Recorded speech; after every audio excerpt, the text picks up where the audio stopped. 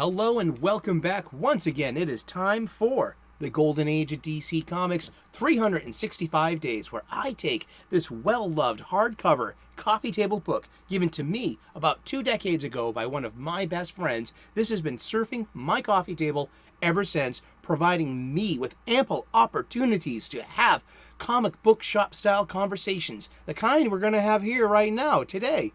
Thanks for tuning in. I'm using this 365 Days book for its intended purpose. We're going to open up to today's date, August the 23rd. We're going to look at some comic book art from an Antediluvian age. We're going to read the blurb, and then we're going to talk about comic books. And we're going to talk about comic books every day for the rest of the year.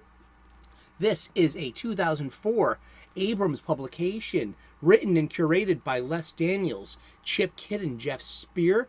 You can find a link in the description to the Amazon page where you can pick up your own copy. It will look great on your coffee table, and you can play along at home, and it makes a great gift for a geek. So let's get to it. The Golden Age of DC Comics begins in 1938 with the first appearance of Superman in Action Comics #1, and it goes until 1955. The Silver Age begins in 1956. We're going to be talking a bit about that beginning of the Silver Age today, and it runs until 1970. The Bronze Age, I'm a Bronze Age baby, runs between 1970 and 1985, and the Copper Age begins in 1985. I get these standards from basically from the Overstreet Price Guide and its wonderful glossary. I feel it's a great standard to have when discussing such things such as the ages of comic books, and such as what age are we in right now? What age did we just leave? I can't buy this modern age going on since 1992. There needs to be a bit more definition, and I can contribute to that conversation. I also do something called the escapism caveat, where I balance out the needs of activism and advocacy, encroaching upon escapism platforms. I mean, can't we respect both? It's going to be in the end of the video. It'll be right here. So check it out. Give it its own view. I gave it its own video to decompress the subject and elaborate on certain things. Something I call cultural conquistadors. And hey, contribute to the conversation and put in a comment. Let me know what you think. Well, let's get to it. We're going to crack this book open. It is August the 23rd, and we are riding in the West, the Wild West, with our friends, our old friends, the Trigger Twins. This is art by Carmine Infantino. This is from the cover of All-Star Westerns number 60, August-September of 1951. Let's just remember that All-Star Westerns used to be All-Star Comics, home of the Justice Society of America and superhero stories. But superhero stories lost their popularity, so All-Star Comics became All-Star Westerns by 1951. And but let's look at this wonderful art by a master, a legend in this field and genre. Here we go. It's the Trigger Twins. It's up to you now, Wayne. I fumbled my job again. Shh! Here they come. Yeah, you see, like, you get the posse riding in between they're being led into a narrow valley. This worked for the 300 at the hot gates of Thermopylae. Yeah, huh? Well, let's read the blurb, okay? By the time the 1950s rolled around, superheroes were in a temporary slump, and others, like Westerns, were in the ascendancy. Some readers were dismayed when All-Star Comics, featuring the Justice Society of America, was suddenly transformed into All-Star Westerns, where the Trigger Twins rapidly became the leading characters. This is the 3rd issue of the new title and the first cover for the Bronco-busting brothers. The Trigger Twins. They replaced Dr. Midnight and Our Man. Yes, indeed. And but yeah, this is art by Carmine Infantino. Now, who is Carmine Infantino, and why is he the crux of today's conversation? Carmine Infantino is a legendary DC illustrator, and he ushered in the Silver Age. I'm reading this from the wiki because the Golden Age ends in 1955. A couple of things happened. One of them was the the Comics Code Authority seal of approval. And so this was a voluntary measure taken by comic book publishers in order to stave off accusations of shenanigans and no good, and this actually being a reputable source that you can buy things for your children. And that was a big part of it. The second part of it was the introduction of the Silver Age Flash. In October of 1956, in Showcase, issue number 4, Carmine Infantino, he was assigned to writer Robert Kanigher. They gave us the new Flash, Detective Barry Allen.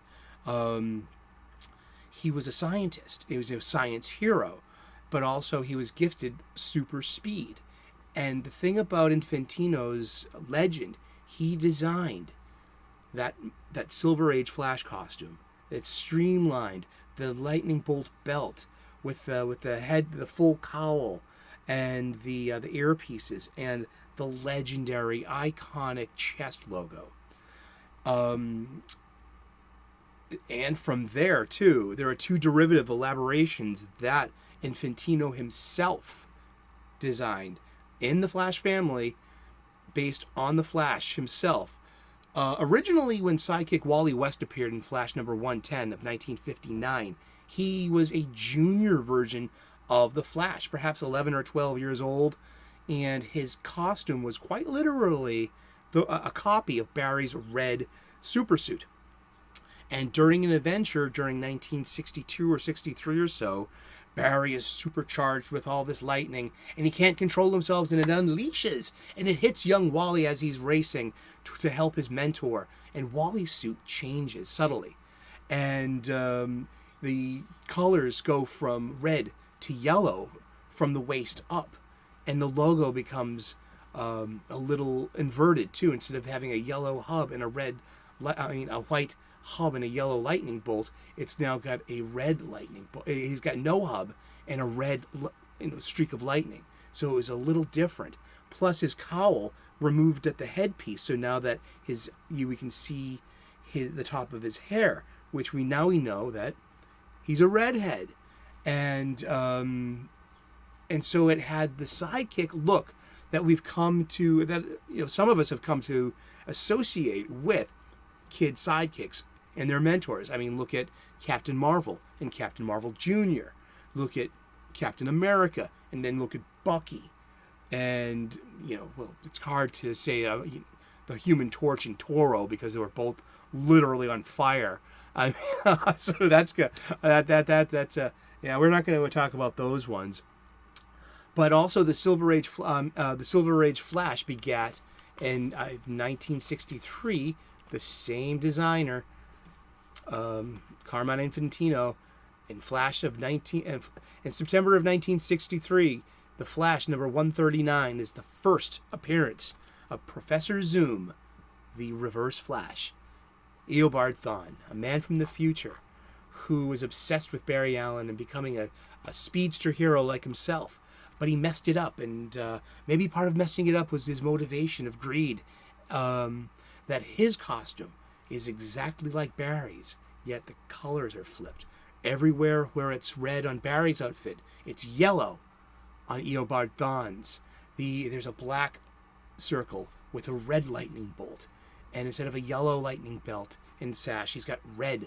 And even in more modern visualizations, and especially in the second zoom done by Geoff Johns, Ethan Van Sciver, and Scott Collins, they even reversed the treads of his shoes. It was kind of absurd, but it totally worked. But it all started with Carmine Infantino, this legendary DC illustrator who had marching orders from Julius Schwartz, the editor of DC Comics, that brought in the Silver Age. He needed a science fiction looking superhero, and that's what he came up with.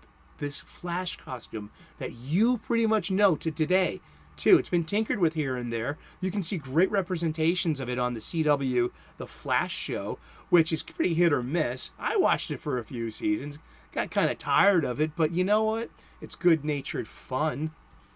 Carmine Infantino also designed the original Batgirl, Barbara Gordon, the Silver Age Batgirl. It was also one of the first appearances of corporate syzygy. So you had the Batman 66 show. By season 3, we were introducing a female counterpart to Batman in the form of Barbara Gordon, the Batgirl. So Barbara Gordon debuted in Detective Comics number 359 in January of 1967. Gardner Fox wrote it, and Carmine Infantino designed that costume. So this allowed her to be introduced into the TV series portrayed by actress Yvonne Craig in the season 3 premiere, Enter Batgirl, Exit Penguin, in September that same year. So isn't that cool? Carmine Infantino, legend of the DC universe, was there at the dividing line of the golden age of DC Comics and its silver age. We've been talking about comic books, and we're going to talk about comic books every day for the rest of the year. So tune in tomorrow, 3 p.m. U.S. Eastern, and we'll find out who we're talking about when we turn the page tomorrow. Thank you so very much for tuning in. Like and subscribe. I would love to earn your subscription. I make daily content. We talk about comic books every day. I'm a professional chef. I make soups. I'm also now known as the Sultan of Soup. It's just true. And I have a playlist of cooking videos called What's Cooking. Check it out. My soup shorts are really popular, and they're pretty delicious too. I'm a spiritual guy, an amateur theologian, and an ordained minister. I have another playlist called Gratitude Lists and Sunday Sermons. I believe in gratitude, I believe in spirituality, and it's given me greater purpose in life. I would love to pay this forward to somebody else. So please, tune in. Thank you so very much for tuning in today. Like and subscribe. Cheers. God bless. Namaste. Good luck. And we will talk to you again tomorrow in those funny pages, okay? Cheers. Bye-bye.